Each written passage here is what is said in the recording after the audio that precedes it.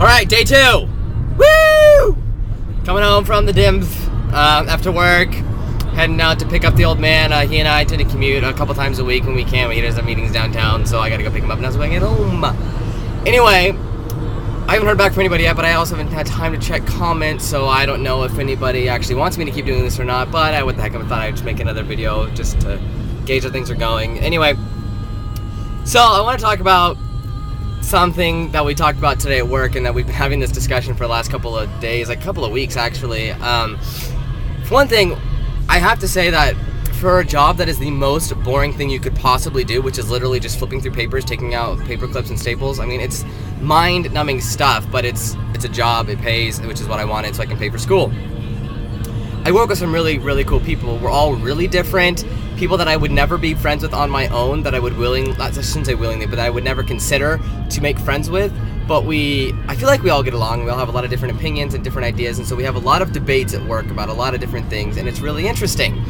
So a couple of weeks ago, while I'm at work, I write. I write on my breaks. I have my iPod Touch, and so I write on my breaks using the notes.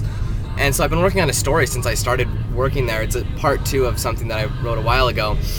And I had this really interesting idea about our consciousness, because, you know, typically there's your conscious and your subconscious, and that's how people describe things. That's how psychology talks about it and everything. But I had this idea that you don't have that. You have your conscience, or your regular conscience, or your wakeful conscience, or your known conscience, I think is what I called it. And then you have your pure conscience, which is more of like your raw, carnal, natural, instinctive type different things. So there's this subconscious where you do things without thinking. It's more of, you have your present conscience that are the things you think, and then there's your real conscience, whatever, that is what you actually think, and it's things you're aware of but you don't willingly admit. Anyway, it's hard to explain. So anyway, I brought this up somehow. I said that, I don't really believe in the subconscious, and ever since then, one of the guys at the table has always been like, I mean, you don't believe in the subconscious, I know you believe in it, and you just aren't telling me the truth. And so we've been debating about it all the time. We had another big debate about it today, and he kept throwing at me these different scenarios, and about, you know, when you drive home and you're driving down the freeway, and I know everyone's had this thing where you're driving and then 20 minutes later you're home and you're like, how the heck did I get here? I don't even remember the last 15 minutes of the road. You know, and he was saying how that's your subconscious, because there's something in your mind that's telling you, to get home, but you're not consciously thinking about it. And I don't really think that's the case. I don't know if this is string theory or what this is, but I did another story about this kind of idea that, the particles in your body all contain a history of their existence, like a memory. Because, I mean, we don't really know how brain stores memory, or how brains really even work. I mean, we do to an extent, but there's a lot about the brain that we really don't know. We don't know where memories are stored or how they're stored. As far as I know, maybe I'm just ignorant about this. If you guys know, let me know in comments, because I don't know. But along those lines, I was talking about how it's more like, not muscle memory, but like particle memory. So that when you're not really paying attention, there's still something that's in control that's not your subconscious. And then we got in this whole big debate that, like, well, your muscles can't move unless you have synapses and, pulses from your brain that are telling your nervous system to contract your muscles so that you can move and turn left and turn right, and that, you can't have muscle memory to go from one place to another. Your muscles can't know, I got to turn left here, I got to turn right here.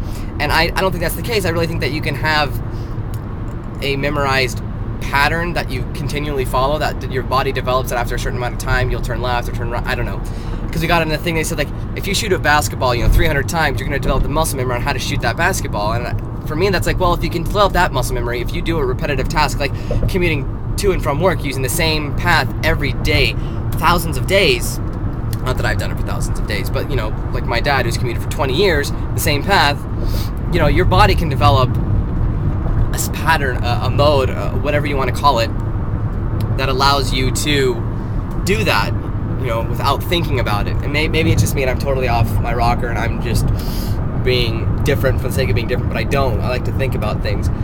So I've been talking about this a lot, and I want to know what you guys thought about it, because I really don't like the idea of a subconscious, that our minds do things outside of our control. Although, people want to say, well, maybe it is your control, it's your real person, that it's, hidden things about you that you don't know, because I don't like that idea. And one thing that another friend brought up was that there are people who have this idea of a pre-conscience, which I also think is really interesting, that it's kind of like instinct almost, but not. Like, you didn't really explain it very well, and I haven't had time to do any research on it or anything. So anyway, subconscious, is it real? Or is there other ways to explain things that are different in our lives that aren't conscious thoughts? Because we also started talking a lot about dreams and stuff, which, this is going to be a long vlog, sorry. But about how, what are dreams then? Where do dreams come from, and how do we create dreams? And, I've read stuff that says, basically dreams are just a dumping of all the information that you've experienced in that day, whether it be images or thoughts that you've had, or experiences, or, what have you, things you've experienced. But just thinking about the dreams that I have, I do not believe that in the least bit. I mean, sure, that has like a weight on it, that it's just your mind kind of, I don't want to say erasing, but kind of like temporary files on your computer. Your mind just kind of gets rid of the stuff that isn't important to keep stored in your long-term memory. It just kind of gets rid of the information. And so, you see that information through dream. But I'm more of a fan of the idea that just because you're asleep, that doesn't mean your mind stops working. Like, your mind is still functioning, because there's so much about your brain that we don't really know about, and that, it's said that we don't use, which I have a really hard time believing that. Just because we don't know how to monitor its function doesn't mean that it's not functioning.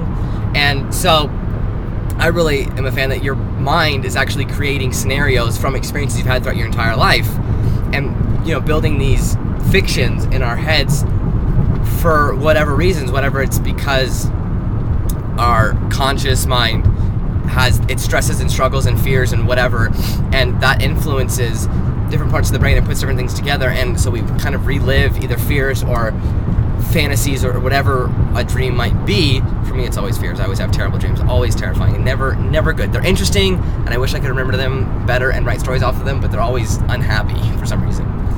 But that's what I think about dreams. And so, really, this whole idea of subconscious just seems really,